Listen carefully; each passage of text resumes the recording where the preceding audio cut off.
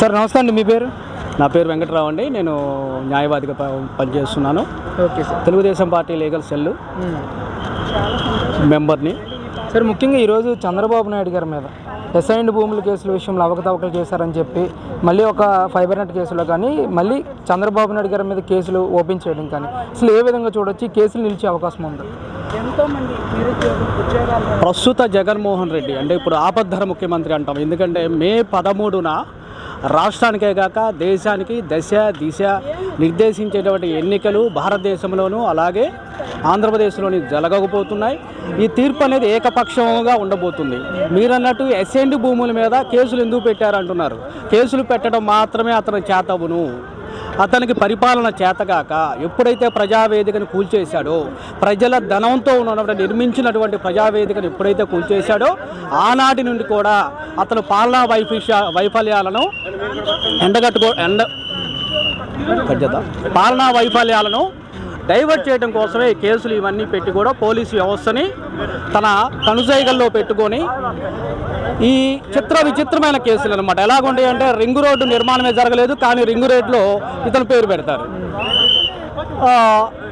మీకు తెలుసు skill development case అని ఉంటుంది. యాక్చువల్గా స్కిల్ డెవలప్మెంట్ కేసులో ఎంతోమంది చదువుకున్న వాళ్ళు ఉన్నారు, అందరూ ఉన్నారు. కానీ స్కిల్ డెవలప్మెంట్ కేసులో ఇతన్ని ముద్దాయిగా చేరుస్తారు. ఈ కేసులు పెట్టడం తద్వారా తన పరిపాలనలో ఉన్నటువంటి లోపాలని జనం మీద రుద్దటం, ఈ వైఫల్యాన్ని కప్పిపుచ్చుకోవడం కోసమే కేసులు ఇవన్నీ పెడుతున్నాడని తెలుగుదేశం పార్టీ నాయకులకే కాక సామాన్య ప్రజలకు కూడా తెలుసండి. నిన్న ఎప్పుడైతే ఈ నోటిఫికేషన్ వచ్చిందో, భారతదేశంలో స్వాతంత్ర్యం వచ్చినప్పుడు ఎంత ప్రశాంతంగా మనం గాలి పీల్చుకుంటామనే ఒక ఫీలింగ్ ఉంది చూసారా, అటువంటి ఆలోచన విధానంలో నిన్నటి నుంచి వచ్చారు. రాబోయే కాలంలో ఈ జగన్మోహన్ రెడ్డిని భూస్థాపితం చేయడానికి మే 13 వరకు ఎప్పుడెప్పుడు వస్తుందని ఎదురు చూస్తుంది ప్రజానీకం. సార్, ముఖ్యంగా ఒక అడ్వకేట్ అయ్యి ఉండి మీరు కూడా స్వతంత్రం వచ్చిందనే పదం వాడుతున్నారని అంటే అసలు రాష్ట్రంలో 4 సంవత్సరాల 10 నెలల పరిపాలన ఏ విధంగా సాగిందంటారు? అసలు అరాచక పాలన అండి. మీకు చిన్న ఉదాహరణ చెప్తా. ల్యాండ్ యాక్ట్ అని చెప్పి కొత్తగా తీసుకొచ్చాడు. ఆ ల్యాండ్ యాక్ట్ ప్రకారం మన పొలానికి అతని బొమ్మలు వేసుకొని అతను రాళ్ళు బాస్తాడు. మా తాత ముత్తాతలు ఇచ్చినటువంటి పొలానికి పాసు పుస్తకానికి అతని పొలం వేస్తాడు, అతని బొమ్మ వేసుకుంటాడు. స్వాతంత్ర్యం వచ్చిన తర్వాత పాసు పుస్తకం పైన ఏ రాజకీయ నాయకుడు బొమ్మ లేదండి. కానీ విచిత్రంగా జగన్మోహన్ రెడ్డి బొమ్మేసి మా పాస్ పుస్తకం ఇస్తాడు. అతనేదో మాకు ఊరకిచ్చినట్టు మా తాత ముత్తల ఆస్తి, మా పూర్వకాలం నుంచి వచ్చిన ఆస్తి మా పాస్ పుస్తకాలపైన అతను బొమ్మేస్తాడు. ఇతని పాలన, ఇతను ఇచ్చేటటువంటి జీవోలు విచిత్రంగా ఉంటాయి. ఎవరైనా మీలాంటి మీడియా వాళ్ళు కావచ్చు, న్యాయ వ్యవస్థ కానీ ప్రశ్నిస్తే వాళ్ళని వేధించడం, తద్వారా ప్రజల్ని భయభ్రాంతులకు గురి చేయడం జరుగుతుంది. సార్, ముఖ్యంగా ఏపీపీఎస్సీ గ్రూప్ 1 గ్రూప్ 2 ఎగ్జామ్స్ జరిగి అభ్యర్థులను కూడా ఖరారు చేసిన తర్వాత ఈరోజు హైకోర్టు ఒక సంచలన తీర్పును కూడా ఇవ్వడం జరిగింది.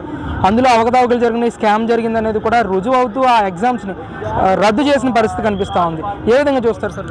ఏమీ లేదండి. ఇది వైఎస్ రాజశేఖర రెడ్డి నుండి కూడా తనకు అనుగుణంగా ఉన్నటువంటి తొత్తులను వ్యవస్థలో చొప్పించే పరిస్థితి ఇవ్వాలే కాదు, రాజశేఖర రెడ్డి జమానా నుంచి జరుగుతుంది.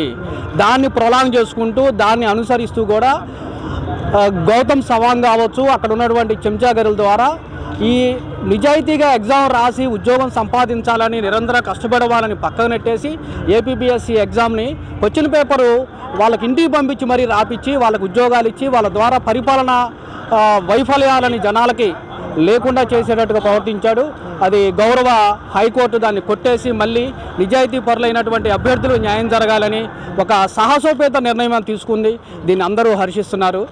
ఇది మాత్రం చాలా మంచి నిర్ణయం అని మేము భావిస్తూ ఉన్నాం. సరే, ఈయన అధికారంలోకి వచ్చిన తర్వాత చాలా జీవోలు తీసుకొచ్చారు బయటికి. కొన్ని జీవోలు కోర్టుకు వెళ్ళిన తర్వాత జగన్మోహన్ రెడ్డి గారికి అంటే ప్రభుత్వానికే ఎదురు దెబ్బ తగిలిని కూడా చెప్పవచ్చు. అసలు ఒక అడ్వకేట్గా ఈ జీవోలపై మీ అభిప్రాయం ఏంటి సార్? చీకటి జీవోలు అండి. చీకటి జీవోలు ఏ జీవోలు ఇస్తాడో తెలియదు. 2014, 2019 మధ్య స్వర్ణయుగం జరిగింది. భారతదేశంలోని స్వర్ణయుగం జరిగింది చంద్రబాబు పాలనలో. ఆనాడు ప్రతి జీవో కూడా ట్రాన్స్పరెంట్గా మనకు ఆన్లైన్లో వెళ్తే దొరికేది. ఇవాళ వాడు ఏం పెడుతున్నాడో తెలియదు. కోర్టుకు వెళ్ళేదాకా జీవో కనబడదు. మనం వెళ్ళిన తర్వాత ఎత్తుక్కొని లేదంటే కోర్టు ద్వారా పెట్టుకొని మన కోర్టు ద్వారా మూవ్ చేసుకొని పలానా జీవో మనకి ప్రజాస్వామ్యానికి వ్యతిరేకంగా ఉంది అని పోరాటం చేయాల్సిన పరిస్థితి ఏర్పడింది. ఎప్పుడూ లేదండి. 19 నుంచి 24 మధ్య పరిపాలన స్వాతంత్ర్యం వచ్చిన తర్వాత ఏ రాష్ట్రంలోనూ జరగలేదు. అందుకోసమే మే 13 స్వాతంత్ర్యం మళ్ళీ రాబోతుంది ఆంధ్రప్రదేశ్కి. వ్యవస్థ కునారిల్లినటువంటి వ్యవస్థలను చెరబట్టినటువంటి జగన్మోహన్ రెడ్డి మే 13 దాకా ఆపద్ధర ముఖ్యమంత్రిగా ఉంటాడు. మే 13 తర్వాత తను లండన్ ఎక్కడికో మాత్రం వెళ్ళిపోతాడండి. ఇది అందరూ చిరస్థాయిగా నిలిచిపోయే తీర్పు మే 13 జరగబోతుంది. ఇది తథ్యం. అంటే జనసేన, టీడీపీ, బీజేపీ కూటమిని గ్రౌండ్ లెవెల్లో ఎంతవరకు ప్రజలు స్వాగతిస్తారంటారు అసలు? జనసేన, టీడీపీ, బీజేపీ ఎన్డీఏ కూటమి అంటాం. ఎన్డీఏ కూటమి గ్రౌండ్ లెవెల్లో వెళ్ళిపోయిందండి. వాళ్ళందరూ మమేకమయ్యారు. ఈ సైకో ప్రభుత్వాన్ని పడగొట్టాలి అనే ఒక కృతనిశ్చయంతో ఉండేసి తీసుకున్నటువంటి పొత్తులను కూడా అందరూ ఆహ్వానిస్తున్నారు. ఇవాళ ఒక బహిరంగ సభ సుమారుగా 10 నుంచి 15 లక్షల మంది జనాభా అటెండ్ అవుతున్నారంటే వాళ్ళు మనం చూస్తూనే ఉన్నాము. నరేంద్ర మోడీ 2014లో వచ్చారు. మా ప్రతిపాటి పుల్లారావు గారి అధ్యక్షతలో అప్పుడు గుంటూరులో జరిగింది. మళ్ళీ 2024లో మా ప్రతిపాటి పుల్లారావు గారి అధ్యక్షతలు ఇక్కడ జరగబోతుంది. 2014, 2024 రిపీట్ అవబోతుంది. అంతేకాక ఎప్పుడు ఎలక్షన్స్ మేలో జరిగినా తెలుగుదేశం పార్టీ గెలుస్తుంది. ఇది ఒక నానుడి అనుకోండి, ఒక సెంటిమెంట్ అనుకోండి. మేలో ఎలక్షన్లు జరిగిన ప్రతిసారి తెలుగుదేశం పార్టీ గెలుస్తుంది.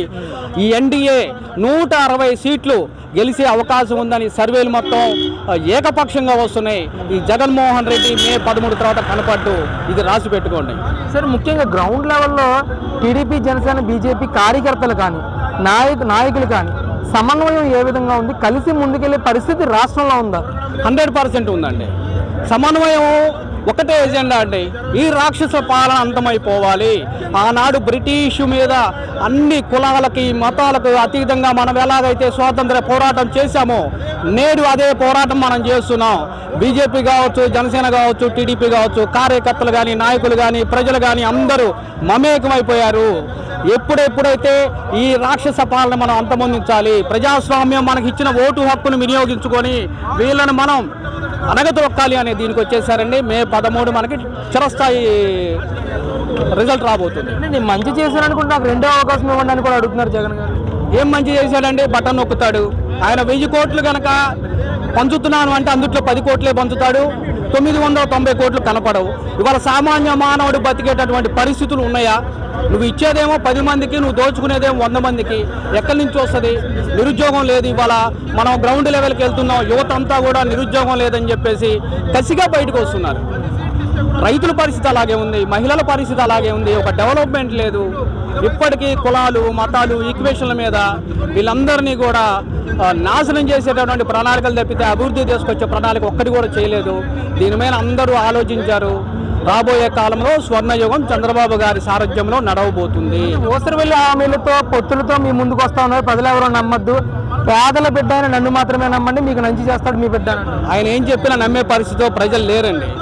నిన్న చూసాం 3 గంటల 37 నిమిషాలకి నోటిఫికేషన్ వచ్చింది అనగానే ఏదో ఒక ఉక్కు సంఖ్యల నుంచి తెంచుకున్నట్లుగా ఉక్కపోత నుంచి బయటకు వచ్చినగా జనం రిలీఫ్ అయ్యారు. ఆ రిలీఫ్ అయ్యారంటేనే ఆయన చెప్పే మాటలు వీళ్ళు వినే పరిస్థితిలో లేరు. ఇక్కడ నుంచి ఫ్రీగా ఉన్నారు. మీరు చూస్తూనే ఉన్నారు. అటువంటి ఇన్ఫ్రాస్ట్రక్చర్ కావచ్చు, ఇటువంటి పోలీసు వ్యవస్థ ఇంతకుముందు ఏ సభకి జరగలేదు. పోలీసులు కావచ్చు, అధికారులు కావచ్చు, టీచర్లు కావచ్చు, అన్ని ఉద్యోగ వ్యవస్థలు కూడా నోటిఫికేషన్ వచ్చిన తర్వాత ఫ్రీ అయిపోయినాయి. ఇన్నాళ్ళు తనేం చేస్తాడో ఆర్థికంగా లేదంటే ఉద్యోగపరంగా ఇబ్బంది పెడతాడనేటువంటి ఒక ఒక్కపోత గురయ్యారు. ఎప్పుడైతే నోటిఫికేషన్ వచ్చిందో వీళ్ళంతా ఒక స్వాతంత్ర్యం వచ్చినా ఫ్రీగా అయిపోయారండి.